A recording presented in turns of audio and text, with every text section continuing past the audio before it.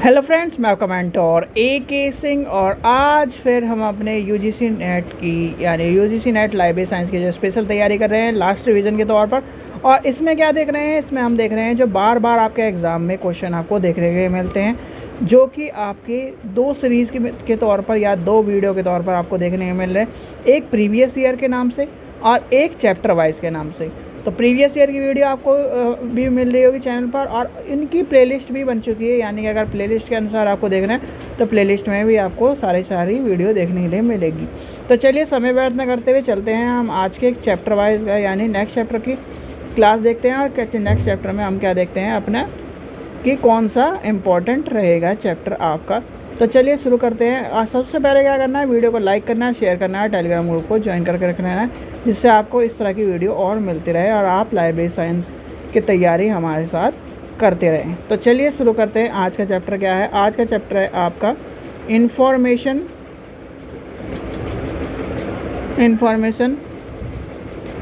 Sources, यानी कि सूचना स्रोत के बारे में है।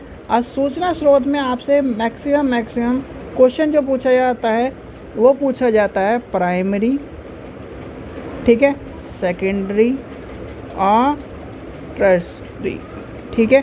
फिर आपसे पूछा जाता है आपकी इंसाइक्लोपीडिया,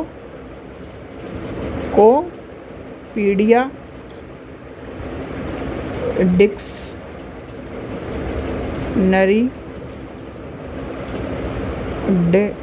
डायरेक्टरी और आपके ई-जर्नल्स, ठीक है। ये आपसे क्वेश्चन पूछे जाते हैं और इसी पे कहीं ना कहीं पूरा का पूरा चैप्टर आपका डिपेंड रहता है। तो सबसे पहली बात आती है अपने प्राइमरी सोर्सेज की। तो प्राइमरी सोर्सेज क्या होता है? जैसे कि मान लीजिए कि आपकी सूचना यानी कि जो प्राथमिक है, जैसे आप और मैं बात कर रहे हैं, ठीक है, आपकी एक बात और मेरी बात क्या होगी? प्राइमरी बात हो गई। अब हम दोनों की जो बात को यानी कि किसी और के माध्यम से सुनकर जो लिखे या किसी को बताए तो वो सेकेंडरी सोर्सेज में आपकी काउंट होती है, ठीक है। और जो प्राइमरी और सेकेंडरी को मिलके बनता है वो है तृतीयक स्रोत के रूप में आपको देखने के लिए मिलते हैं। तो ये डिफरेंस आपको पता लग गया। अब आपसे पूछा जाएगा कि क्या नाम कि इससे संबंधित। अब आपका फिर आपके बाद आते ईयर बुक आपसे पूछ लिया जाएगा, डिक्शनरी आपसे पूछ लिया जाएगा, डायरेक्टरी आपसे पूछ लिया जाएगा, इंसाइक्लोपीडिया आपसे पूछ लिया जाएगा। तो इसमें सबसे पहले चलते हैं हम, पहला क्वेश्चन ये लेके चलते हैं कि आपका किस तरह से क्वेश्चन पूछा जा सकता है या फिर आपसे क्वेश्चन क्या पूछा जा सकता है। तो आपको पता होना चाहिए आपका है क्वेश्चन सिनोनिम ऑफ। तो इसमें क्या क्वेश्चन पूछा जा सकता है? जैसे कि आपका लेक्सिकॉन। तो ये किससे संबंधित है? ये आपका आ जाएगा ईयर बुक से संबंधित, यानी कि ईयर बुक से संबंधित है। और इस तरह क्वेश्चन आपसे इस चैप्टर में पूछे जाएंगे। जैसे बिब्लियोग्राफी और बिब्लियोग्राफिक्स के बारे में पूछा जा सकता है। सोर्स, बिब्लियोग्राफी सोर्स किसका है ये पूछा जा सकता है।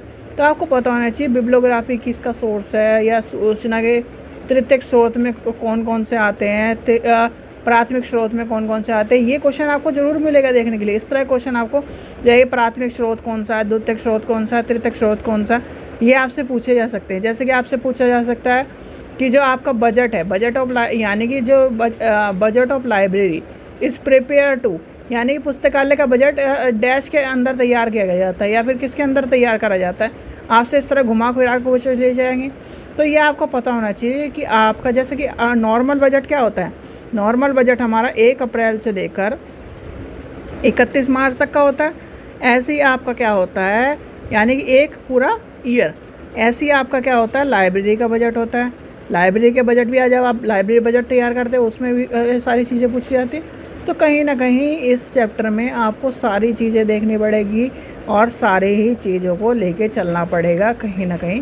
खासकर आपको प्राथमिक स्रोत, द्वितीयक स्रोत और तृतीयक स्रोत के बारे में ज़रूर पता होना चाहिए, क्योंकि इससे संबंधित क्वेश्चन आपको मिलेगा। जैसे कि आपसे एक क्वेश्चन पूछ लेता हूँ मैं कि आपका जो यानी कि जो राजस्थान का, यानी कि या फिर आपका यूपी का, या फिर कहीं आपका मान लीजिए किसी भी प्रदेश का जो जलवायु के बारे में जानकारी को हमें देता है या फिर संबंधित स्रोत होते हैं, उसमें क्या यानी कि वो कौन सा होगा, मैप होगा, कंपास होगा आपका, और गैजेट होगा, तो इसमें कौन सा होगा, तो इसका आंसर था गैजेट।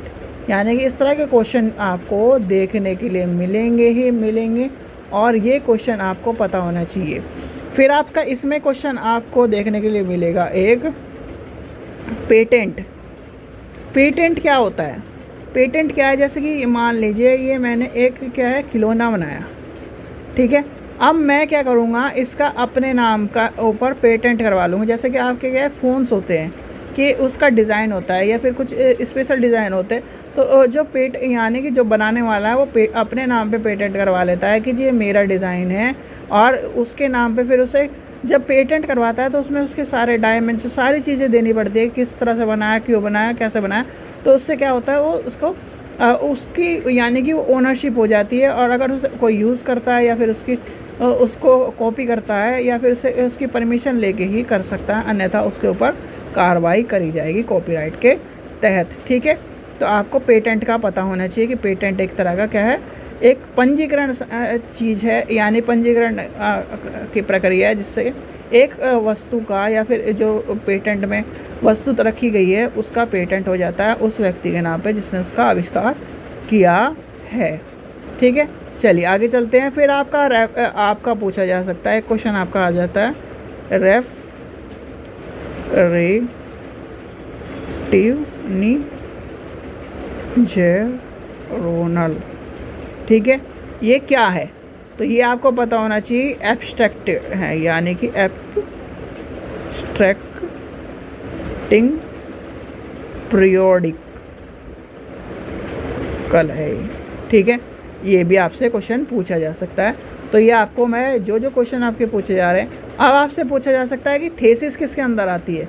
भाई थीसिस आपको पता होगा कि थीसिस में आपको जो सारी चीज़ें मिलती हैं, थीसिस आपका किसके अंदर आती है, ये थीसिस हो गया, डिसर्टेशन हो गया, रिसर्च हो गया, ये आपकी सारी आते हैं प्राथमिक स्रोत के अंदर। किसके अंदर आती है, प्राथमिक स्रोत के अंदर। तो प्राथमिक स्रोत में आपका क्या हो जाएगा, लिख लीजिए, प्राथमिक स्रोत में मैं आपको बता ही देता हूँ, लिखिए PRI, प्राइमरी सोर्स में आपका कौन सा आ जाएगा, पीरियोडिकल्स, ठीक है। आपका रिसर्च RESEAR, ठीक है, रिपोर्ट, ठीक है। फिर आपका आ जाएगा कॉन्फ्रेंस, पेटेंट्स, स्टैंडर्ड्स DARDS, ठीक है। आपका थीसिस, फिर आपका आ जाएगा ट्रेड लिटरे, ठीक है। ये आपके सारे क्या है, सारे प्राइमरी में। अब आपके सेकेंडरी में पूछे जाएँ तो सेकेंडरी में आपका आ जाएगा इंडेक्सिंग सर्विस, एब्स्ट्रैक्टिंग सर्विस, ठीक है। Review of progress, PR progress, ठीक है। फिर आपका आ जाएगा रेफरेंस वर्क, ठीक है। टेक्स्ट बुक, टेक्स्ट बुक क्या है आपकी, सेकेंडरी सोर्सेज में आपको देखने के लिए मिलेंगी, ठीक है। अब आपका आया तृतीयक स्रोत, तृतीयक स्रोत में लिख लीजिए, तृतीयक स्रोत में कौन कौन से आ जाएंगे आपके, सबसे पहले आपको आ जाएगी ईयर बुक, ठीक है। फिर आपके आ जाएगी डिक्शनरी,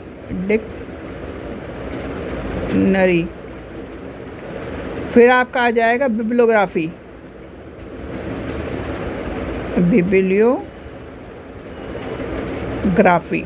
ठीक है। फिर आपकी यानी कि गाइड, सारी गाइड करे हुए, यानी कि गाइड आपका क्या है, गाइड आपके इसमें आ जाएगा। जो ऑर्गेनाइजेशन के बारे में लिस्ट ऑफ, यानी कि लिस्ट ऑफ रेफरेंस, यानी कि जैसे आप 5वें चैप्टर में आप देते हो ना संबंधित रिसर्च, तो संबंधित रिसर्च जब आप रिसर्च करते हो, संबंधित रिसर्च का देते हो ना कि इस तरह की संबंधित और रिसर्च होती, तो वो भी आपके क्या है, कहीं ना कहीं आपके तृतीयक स्रोत में आपको देखने के लिए मिलेंगी ही मिलेंगी। ठीक है, फिर आपसे पूछ लिया जाएगा आपका जर्नल्स किस में है। जर्नल्स आपको मैंने बता ही दिया, जर्नल्स आपके प्राइमरी में, तो आपको जर्नल्स यानी कि जर्नल्स का मतलब होगा रिसर्च एक तरह की। ठीक है, जर्नल का मतलब आके यहाँ पर आ जाएगा, जर्नल आपके इसके अंदर मिल जाएंगे। ठीक है, तो सारी चीज़ ध्यान रख लेना। जैसे कि आपका मैप हो गया, चार्ट हो गया, ये भी प्राइमरी में मिलेंगे। स्टैंडर्ड्स हो गए, ऑफिशियल पब्लिकेशन हो गए, रिपोर्ट हो गई, रिसर्च हो गए, ट्रेड हो गए, रिसर्च रिपोर्ट हो गई, रिसर्च मैनोग्राफी हो गई, मैन्युस्क्रिप्ट हो गई, न्यूज़पेपर हो गया, आपका हैंड राइटिंग आर्टिकल हो गए, पैम्पलेट्स हो गए, ये सारे के सारे आपके प्राइमरी सोर्सेज में मिलेंगे और इसके ऊपर आपका क्वेश्चन देखने के लिए मिलता ही है, प्राइमरी, सेकेंडरी और टर्सरी के ऊपर।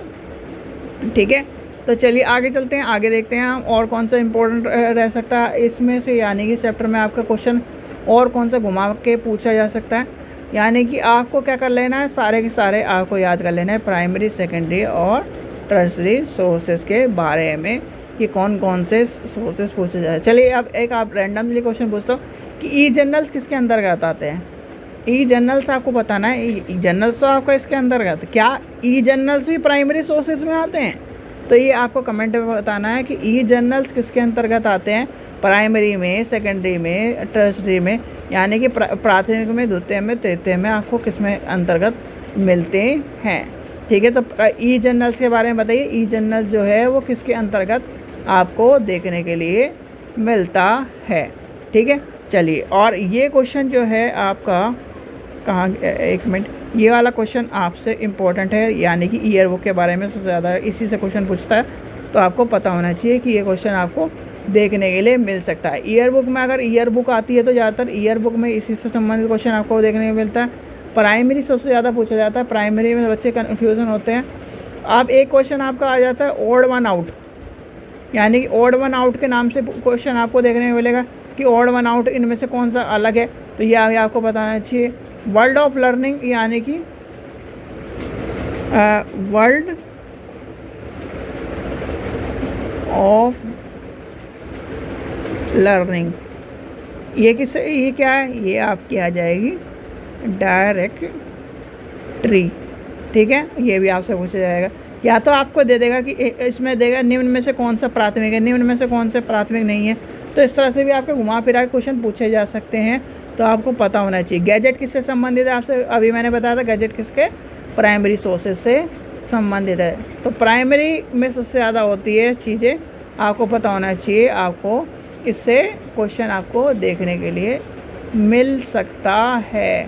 ठीक है, अब आपका एक क्वेश्चन आपका पूछा जा सकता है, जैसे कि आपका रंगनाथन वाला क्वेश्चन था कि ऐसा Ranganathan patent come under the dash category, तो उन्होंने किसके अंतर्गत दिया था, यानी कि ये लिख लेना, SR रंगनाथन का क्वेश्चन है। क्वेश्चन एक बार वैसे तो मैं कंफर्म हूँ, इस तरह का ही क्वेश्चन था, और SR Ranganathan patent come under the किसके अंतर्गत है, तो उसमें आएगा नियो कॉन्वेंशनल डॉक्यूमेंट।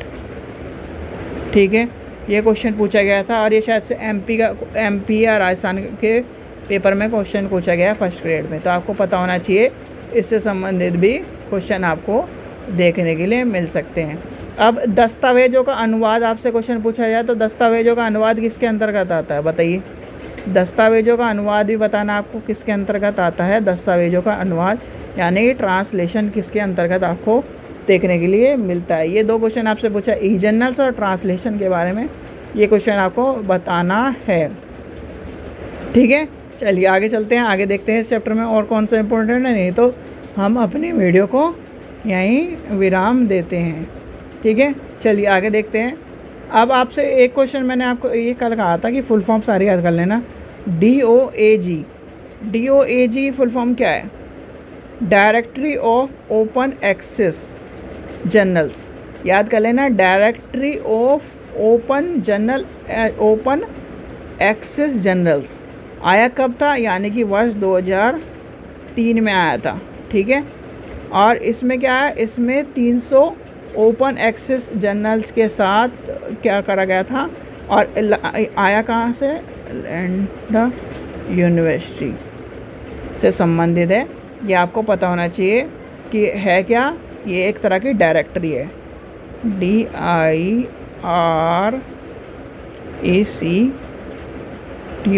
डायरेक्टरी, ठीक है।